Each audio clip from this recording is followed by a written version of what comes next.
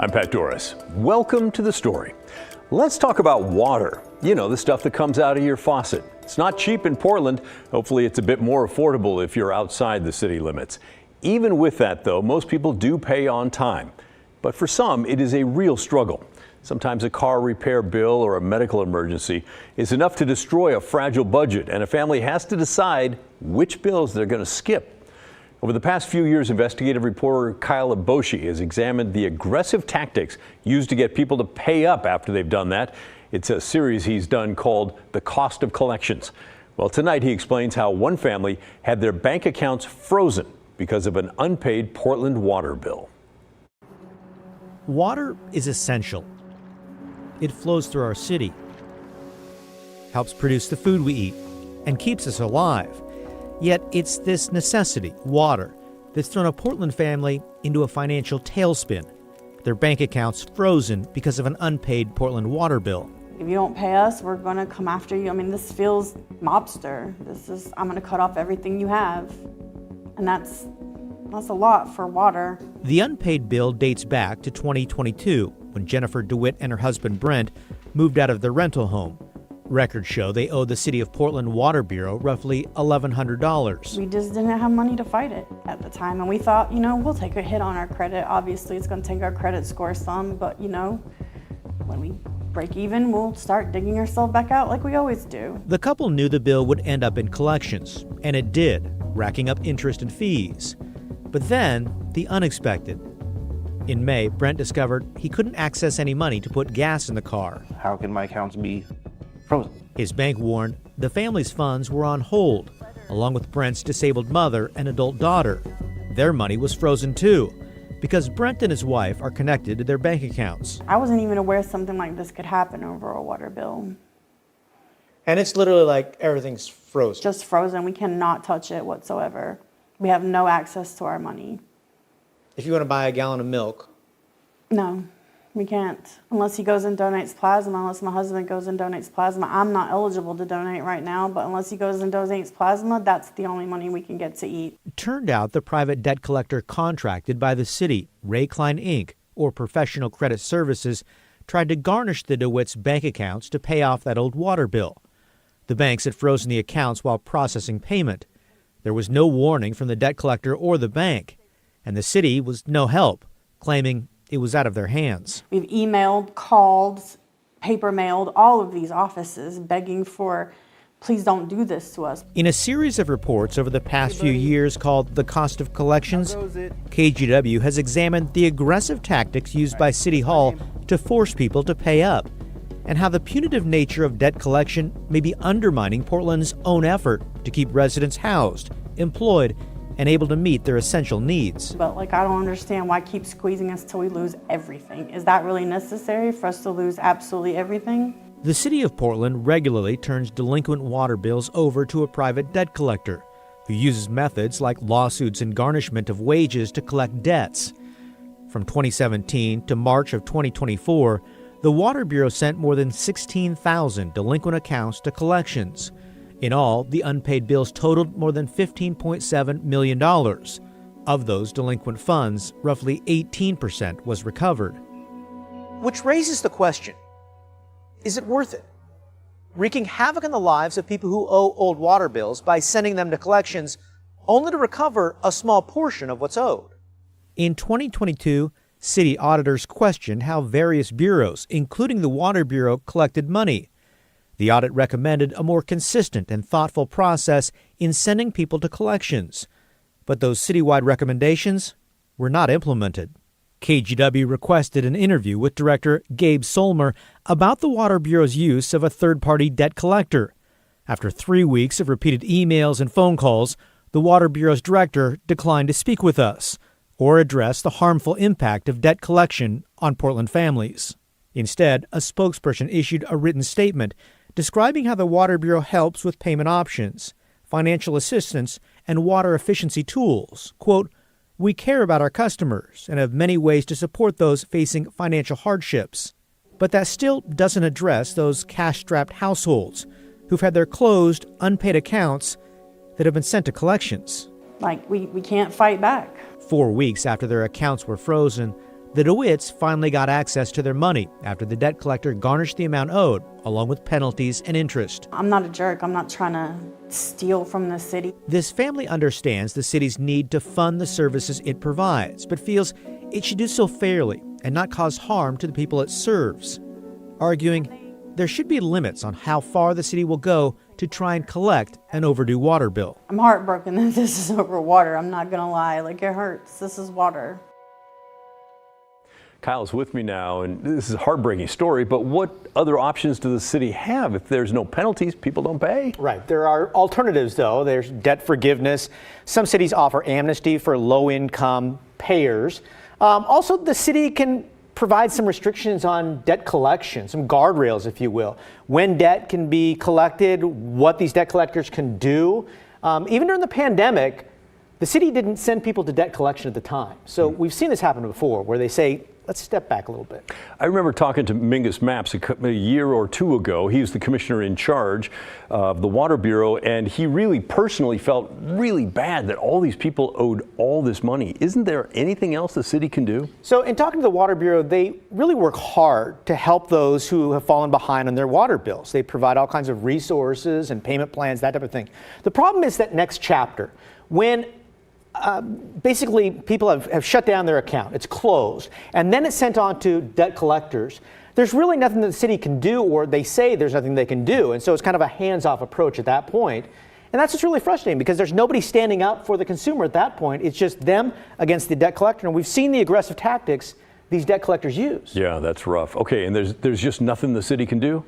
So here's what's interesting. They can freeze you, yeah? Right. In this case, you've got a debt collector that's really aggressive, looking to wipe out somebody's bank account. Yeah. That's going to change in January. The state legislature actually took action on this to help protect consumers. Again, it doesn't go into effect until January, so it doesn't help this family. But essentially, debt collectors can no longer go in and wipe out somebody's entire bank account. It leaves $2,500 in there. So there's a threshold. So basically, they can pay for things like gasoline and food. Rent. In the meantime. Yeah, okay. Interesting stuff, and wow, what a mess. All right, thank you, Kyle. Appreciate you bringing that to us. So now it's your turn. What do you think about this latest installment of cost of collections? Should consumers be given more leeway, or do you think what the Water Bureau is doing is okay and justified? Email us, will you? Let us know what you think. The address is thestory@kgw.com, or call and leave a voicemail. The number is 503-226-5090. Well, Portland is now just 13 days away from making a historic shift to a strong city administrator form of government. It's what voters approved back in 2022. It officially takes effect January 1st, but it's such a huge change, the city is going to begin experimenting with this on July 1st. Here's a quick review. Voters in Portland have said enough of the antiquated form of government we've had for more than 100 years.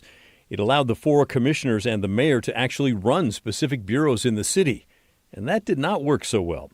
The structure allowed the bureaus to become walled off from each other, creating silos, controlled only by that commissioner.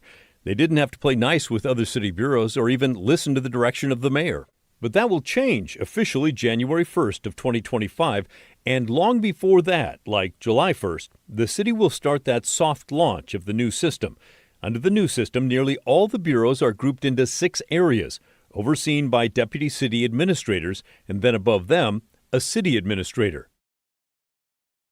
And that city administrator will report to the mayor. City leaders believe the new system will be streamlined and much more efficient as city workers start to play nice with each other and to cooperate across bureaus. And today at a news conference, Mayor Ted Wheeler said he hopes the current city council members will now shift their attention to helping residents with issues because they'll have more time. He calls it constituent services.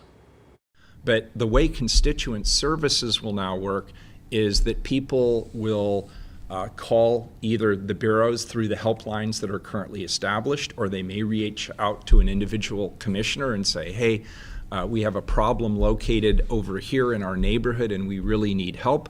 The commissioner then can choose to either turn that issue over to the deputy city administrator and the interim city administrator, or they could choose to help lead on that project, meaning they would continue to advocate for that constituent who is called and asked for service, and they would work with me, they would work with Michael, they would work with their DCAs to troubleshoot those issues. So we really want to increase our efforts around constituent services.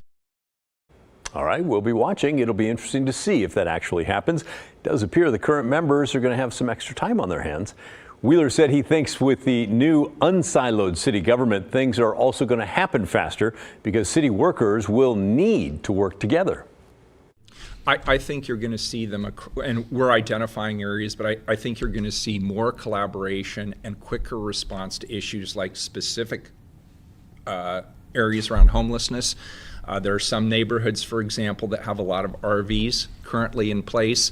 I think we'll be able to more quickly coordinate the Parks Bureau with the Transportation Bureau, with the Impact Reduction Program, with our folks at the Portland Environmental Management Office under the executive branch than having to work with multiple commissioners' offices who oversee different vertical sleeves to make it happen.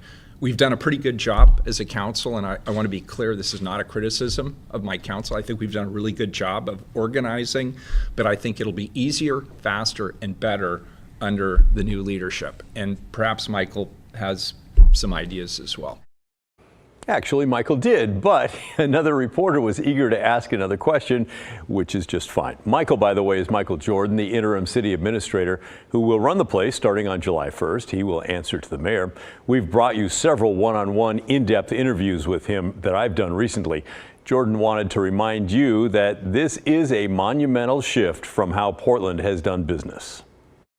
The only other thing I want to say to folks is this is a big change for Portland, but we are changing from what is an anomaly in city government across the United States to what is a normal operating city government in the United States, whether it's a mayor-council form, a strong mayor form, or a council-manager form. We are moving toward that kind of an operation. It's going to be new for us. And I've said this before, changing boxes and lines on an org chart does not change culture. It does not change human behavior instantly. That will take time. So, all right, we've heard that the city commissioners will have more time on their hands and might be able to help more residents with issues involving the city. We've also heard the mayor say he thinks the city is going to be able to move faster when it comes to dealing with things like homeless camps and other issues in the past that involved many different bureaus. And Mike Jordan says it's going to take a while for the culture to change. So there you go. 13 days until things start to change in the city of Portland. Here's hoping for the best. It's hard to imagine things getting worse. I'm excited and hopeful to see how much better things get. Coming up next on The Story, a new wrinkle in the controversy surrounding the Portland Teachers Union putting pro-Palestinian guides on its website. We'll explain what's changed, and I'll give you my opinion on all this when The Story returns.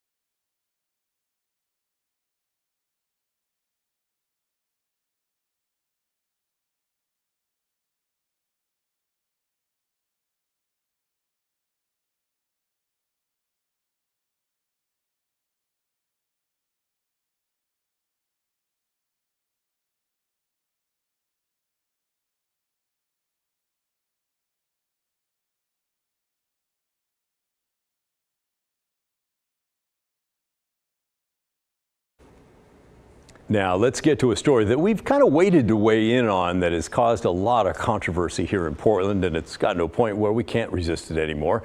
It involves the Portland Teachers Union and its backing of pro-Palestinian teaching guides.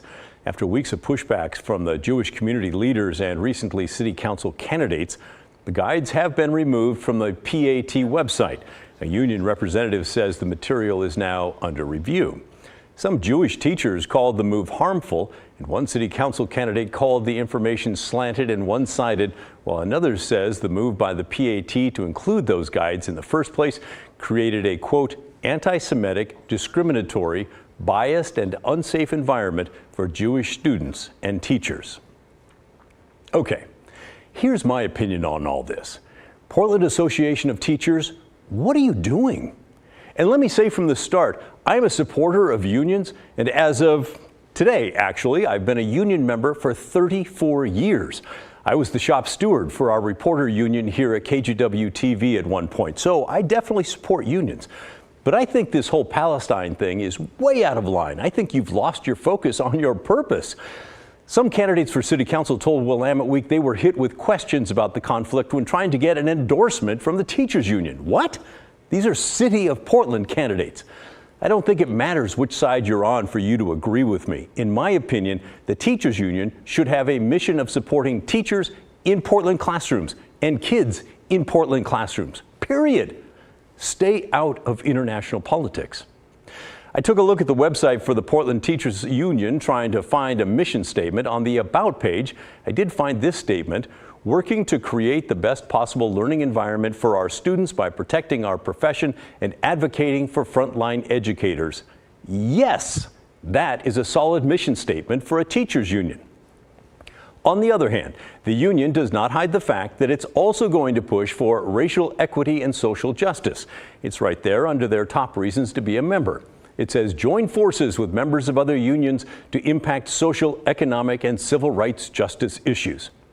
I checked some of the other local teacher union websites. Here's Beaverton's.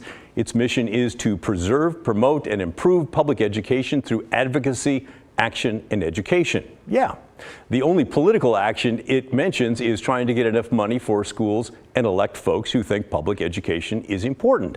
Okay, that's logical. Here's the Salem Kaiser Education Association.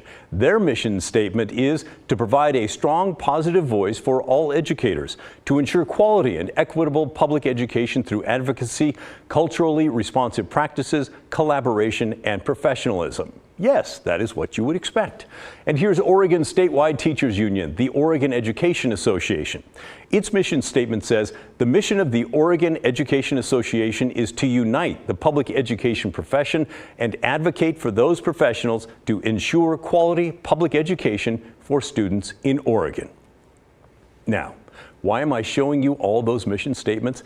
Because maybe like me, you kind of wondered if maybe something changed in the mission of these educational unions. It turns out, no, things have not changed. They all say they are organized and focused on pretty much what you would expect, which is what makes the Portland Union stand out in the crowd, in my opinion. For some reason, they've taken this opportunity to wade into a highly charged international conflict. And by the way, the conflict is horrific for everyone involved. I think we can all agree on that. But I would argue that nothing in the mission of the Portland Association of Teachers has anything to do with that, right? I mean, come on. Neither side over there is going to care one bit about what anyone in Portland, Oregon thinks about Hamas or Israel. So isn't there anything more important to focus on that affects teachers and students here in Portland? I mean, there must be. And if the current leadership can't figure out what that is, perhaps you Portland teachers should consider new leadership. That's my opinion. You don't have to agree, but I'd love it if you'd communicate. You know the drill. Email us. The address is thestory@kgw.com or call and leave a voicemail, 503-226-5090. I look forward to hearing from you. Coming up next on The Story, wildfire season is upon us, and it comes with the risk of public safety power shutoffs when utilities turn off your power to avoid sparking a blaze. This year, the strategy is stretching across the region for the first time ever. Our Environment Northwest team explains when The Story returns.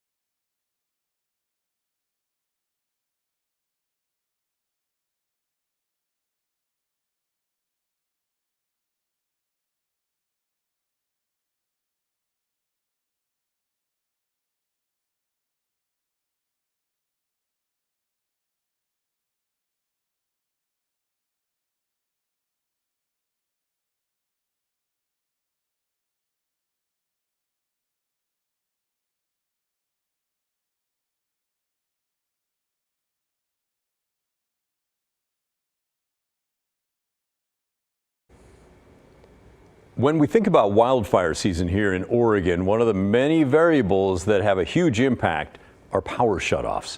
That's when a utility company will preemptively shut down their power lines to avoid sparking a wildfire. It's very effective, but it also leaves you in the dark and without any electricity. It's something that's happened in California for several years. It's relatively new here in Oregon, and utilities in both Washington State and Idaho are going to add it this year. Sophia Bliss from our Environment Northwest team has the story. This isn't something that we do lightly. Idaho Power is doing community outreach to make sure people are aware of a program called the Public Safety Power Shutoff Plan, or PSPS plan. Its purpose is in its name, to keep people safe.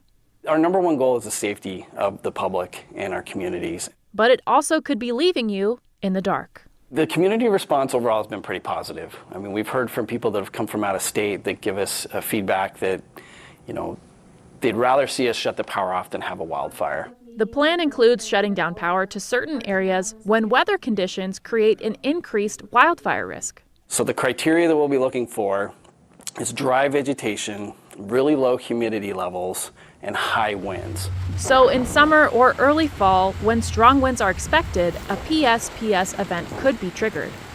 If winds knock down power lines while they're live, they can start a fire. This plan isn't entirely new. Idaho Power says the planning started in 2021, and the plan was actionable in time for the 2022 wildfire season. Really in response to the increase in the frequency and intensity of wildfires that we're seeing throughout the West. It seems like that's opened up a bit of liability as well. So is that part of the equation, that now that's something to consider? There is liability for electric utilities. Anytime an object makes contact with our power lines, there's potential for arcs or sparks that could fall to the ground. In 2022, Idaho Power agreed to pay $1.5 million in a settlement to the federal government.